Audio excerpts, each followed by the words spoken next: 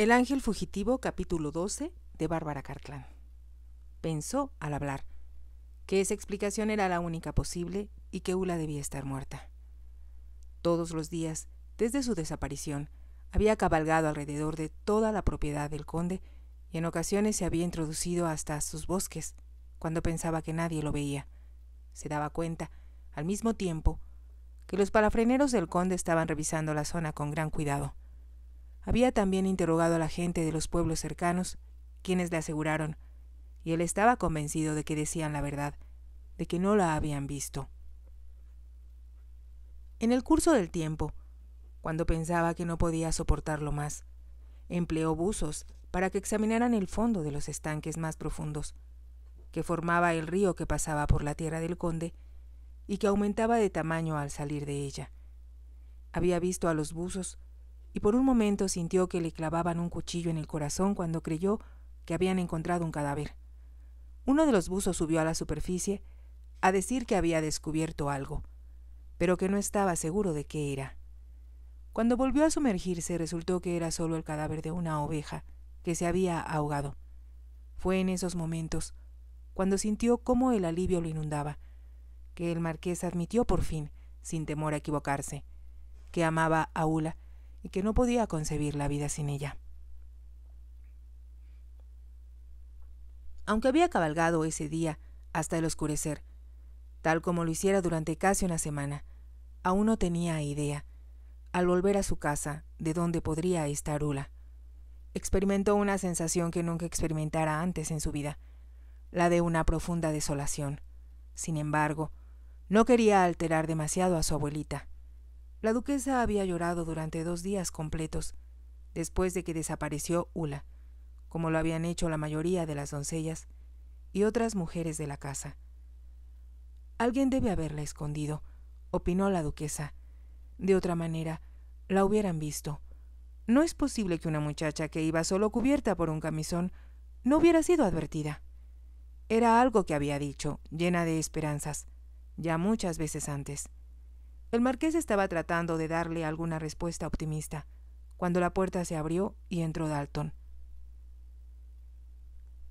El marqués levantó la mirada con expresión interrogante y el mayordomo dijo: «Discúlpeme, milord, pero Willy insiste en que desea hablar con su señoría». «¿Willy?», preguntó el marqués, porque no reconoció el nombre. «Es el muchacho encargado de los cuchillos, milord», explicó Dalton. «El chico al cual la señorita Ulla atendió cuando se cortó una mano». «¿Y dices que necesita verme?», preguntó el marqués. «Me parece impertinente de su parte, milord, pero afirma que tiene que decir a su señoría algo relacionado con la señorita Ulla.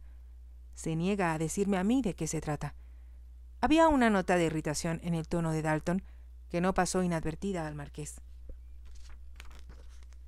Se levantó de la silla en la que estaba sentado y ordenó: «Manda a Willy a la biblioteca». Cuando el marqués salió del salón, había una expresión de esperanza en los ojos de la duquesa.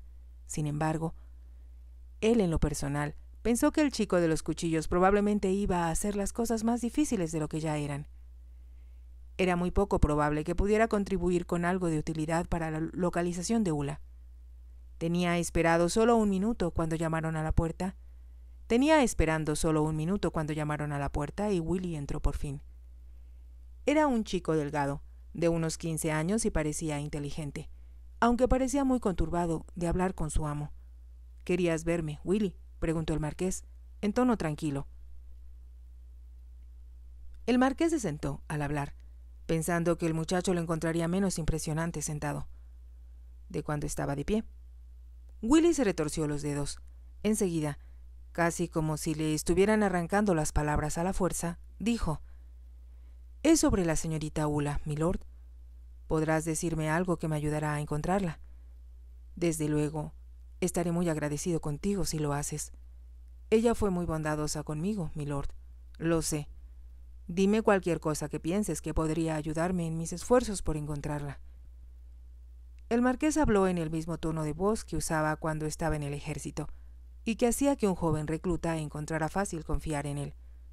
Willy aspiró una gran bocanada de aire.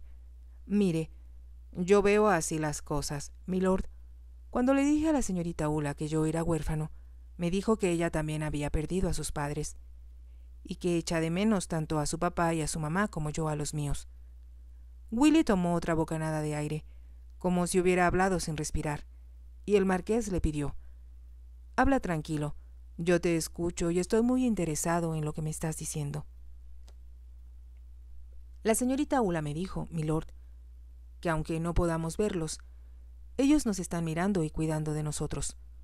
Yo le dije que eso era difícil de creer cuando yo me veía tan solo, sobre todo en las noches, y entonces me dijo: «Cuando me voy a acostar por las noches me imagino que estoy de nuevo en la casa donde fui tan feliz, porque mis padres están cerca de mí, amándome, y yo me siento segura de saber que ellos están ahí». Willy cayó de nuevo, advirtió que el marqués lo estaba escuchando, y después de un momento continuó. Luego me dijo: «Yo amo esa casa y un día volveré a ella. Aunque mis padres ya no estén allí, sentiré que su amor sigue en sus muros. Aunque es una casa muy pequeña, para mí es más maravillosa de lo que puede ser cualquiera otra». La voz de Willy se suavizó al decir: «Yo vi lágrimas en los ojos de la señorita Ula, milord, cuando dijo eso. Y pienso que si ella se sintiera infeliz o asustada, allí es a donde iría a refugiarse. A su casa». El marqués miró al chico encargado de los cuchillos con asombro. De inmediato exclamó: «Por supuesto que debe haber ido allí.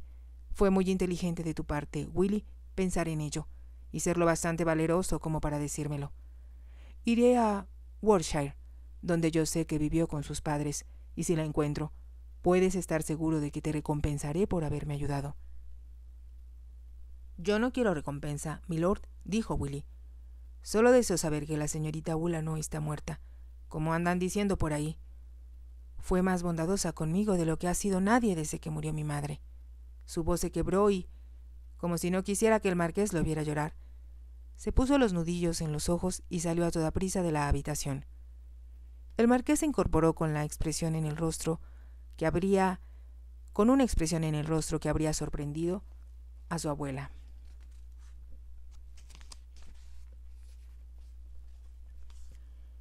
Ula, que viajaba con los gitanos, sentía que los días eran eternos.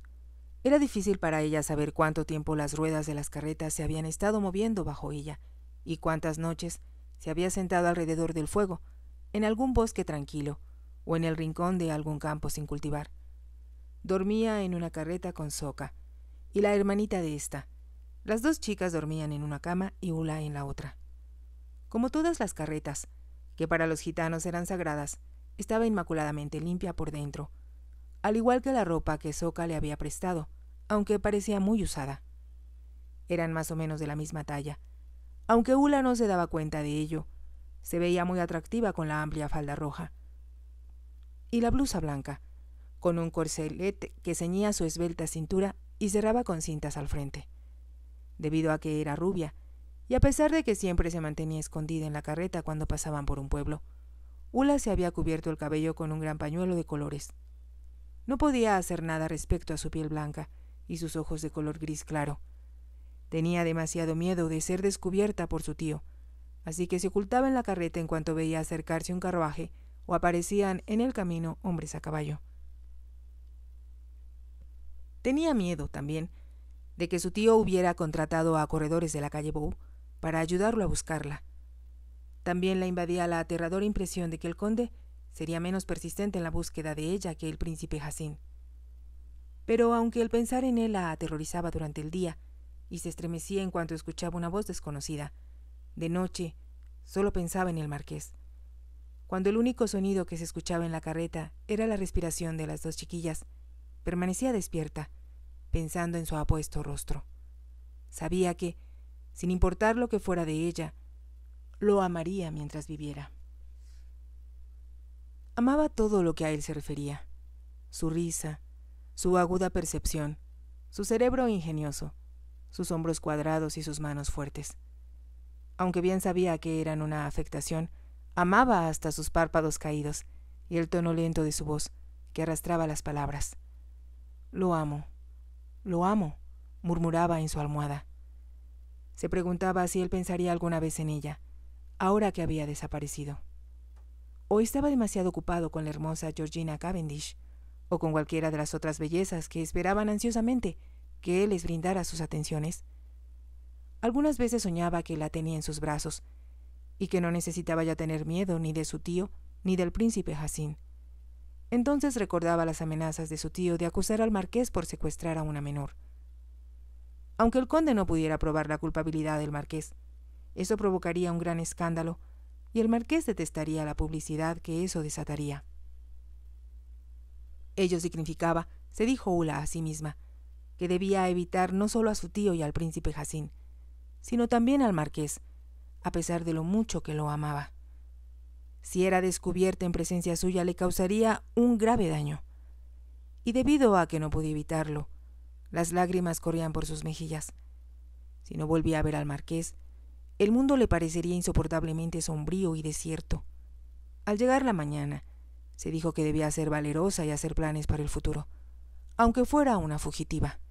Se preguntó si, al llegar al pueblecillo donde había vivido toda su vida, encontraría a alguien lo bastante bondadoso como para brindarle refugio, mientras podía encontrar trabajo y sostenerse a sí misma. Estaba segura de que el viejo Graves y su esposa, a quienes su padre pensionara poco antes de morir, la ayudarían. Quizá ellos estarían dispuestos a ayudarme, pensó Ula, pero debo ganar algo de dinero pronto, porque no podrán mantenerme por mucho tiempo con su pequeña pensión. Al mismo tiempo, comprendía que debía tener sumo cuidado para no involucrarlos, porque su tío podía utilizarlos a causa de su bondad con ella. Mientras tanto, se sentía muy agradecida con los gitanos. Para poderles compensar de algún modo su generosidad, aprendió a tejer las cestas de mimbre que las mujeres hacían, en las cuales colocaban las pinzas para ropa que vendían de puerta en puerta. Debido a que Ula era hermana de sangre de los gitanos, la trataban como si fuera uno más de su tribu y no se mostraban reservados frente a ella, como lo hacían con los extraños. Ula no pudo recordar, posteriormente, cuánto tiempo les tomó llegar al condado en el que había nacido. Algo en su interior respondió inmediatamente al ver las hileras de árboles frutales y la campiña ondulante, con el río Avon deslizándose como un rayo de luna plateado entre los campos. Los gitanos le aseguraron que no era ningún problema para ellos llevarla al pequeño pueblo donde había vivido, siempre con sus padres. «Está en nuestro camino», le dijeron, «y esperaremos hasta asegurarnos de que tienes a alguien con quien quedarte antes de marcharnos. Si no hay nadie, vendrás con nosotros». «Han sido muy bondadosos conmigo», dijo Ula. «No debo molestarlos más». «No es molestia», le aseguraron los gitanos. «Tu sangre es nuestra sangre y, por lo tanto, eres una gitana también y nos perteneces». «Claro que sí», afirmó Soka y la besó. Las caravanas se detuvieron en el pequeño campo donde los gitanos, que Ula había conocido de niña, acampaban siempre. Esperaba que, por alguna maravillosa coincidencia, pudieran estar allí.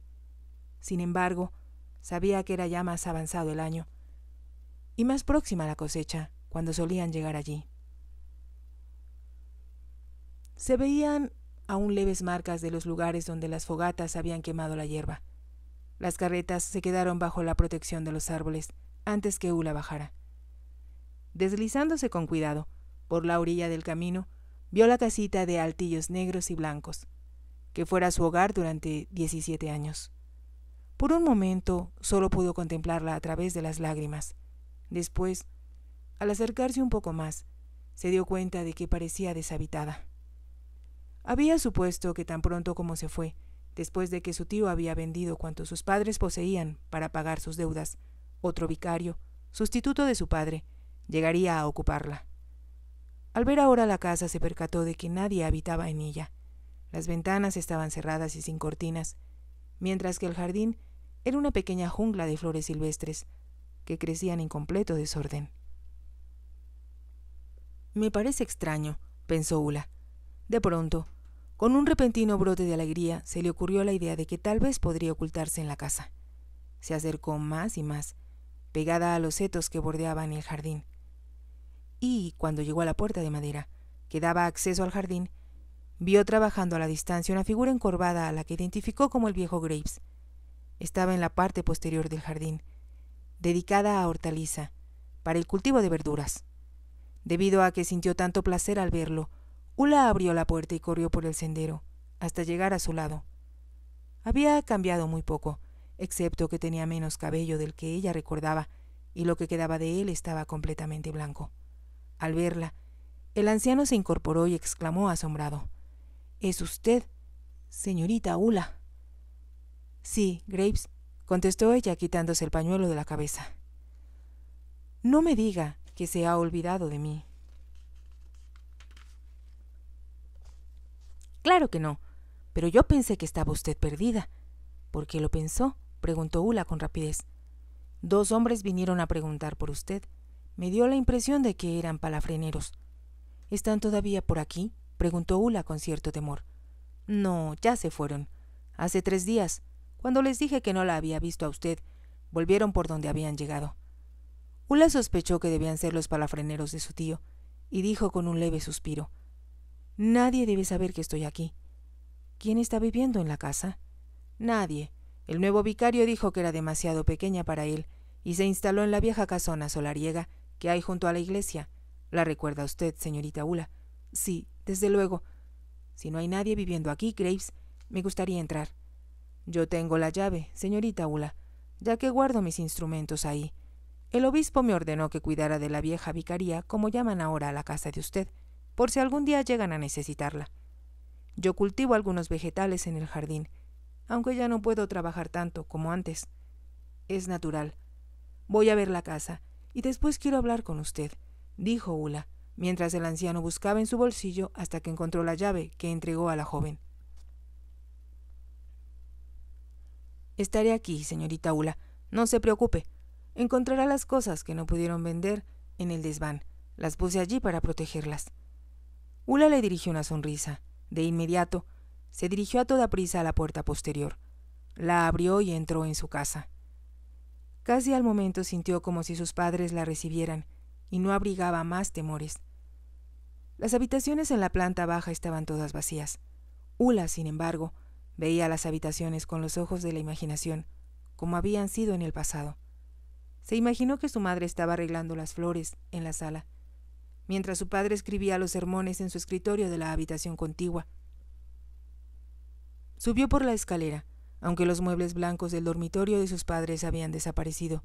Sintió como si las paredes vibraran con el amor que existiera siempre en aquella pareja que se adoraba mutuamente. Sintió lo mismo en su propio pequeño dormitorio, contiguo al de sus padres, y que a ella le pareció siempre lleno de sol, de luz y de risas. «He vuelto a casa», exclamó en voz alta cuando caminó por el pasillo y subió por la pequeña escalera de caracol que conducía al desván. Como Graves había dicho, todo lo que no se había podido vender estaba allí. Colgados en el muro aparecían varios vestidos de ella y de su madre. «Cuando menos, tengo algo que ponerme», pensó Ula. Al mismo tiempo, se dio cuenta de que los vestidos no eran muy apropiados para alguien que necesitaba el sustento trabajando en los campos. Decidió no pensar por el momento en cómo podría trabajar y continuó buscando recuerdos. Encontró la Biblia que su padre había usado siempre personalmente. La tenía en las manos y estaba viendo su nombre escrito con su letra firme cuando oyó que alguien se movía abajo. Instantáneamente, como un animal perseguido por los cazadores, se puso en acecho, manteniéndose inmóvil, escuchando. Oyó pisadas, demasiado rápidas para que pertenecieran a Graves. De inmediato temió que el anciano debía haberse equivocado. Los hombres que habían ido a buscarla varios días antes habían sido lo bastante astutos para suponer que, tarde o temprano, ella aparecería por allí. Habían esperado este momento, y ella sintió que le invadía el pánico.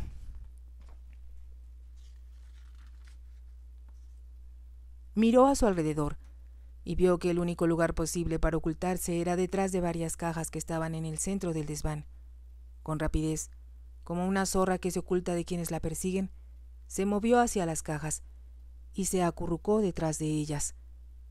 Esperaba que quien se asomaba por la puerta no la viera. Mientras se hacía tan pequeña como era posible, oyó que las pisadas subían por la escalera.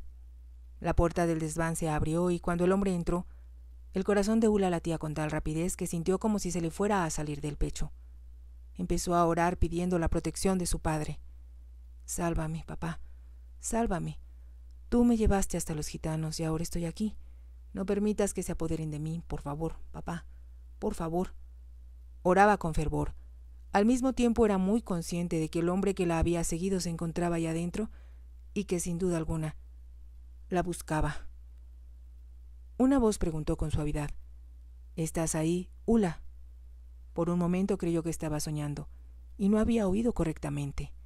Enseguida, con un leve grito, salió de su escondite y vio de pie, entre la basura que cubría el suelo del desván, la elegante figura del marqués. Por un momento se miraron el uno al otro. Ula observó que él extendía los brazos y, sin pensarlo, se arrojó a ellos. Los brazos del marqués la rodearon y sus labios bajaron hacia los de ella para mantenerlos cautivos en los suyos. La besó de forma apasionada, posesiva, atrayéndola más y más hacia él. Era como si aquella forma fuera la única en que pudiera expresar lo que estaba sintiendo, y no existieran palabras con las cuales pudiera hacerlo. Para Ula fue como si el cielo se abriera y la hubieran sacado de las profundidades de la desesperación hacia los dinteles del paraíso. Si te ha gustado, te invito a que te suscribas, a que me regales un me gusta y actives la campanita para que puedas escuchar el capítulo final de esta historia. Gracias.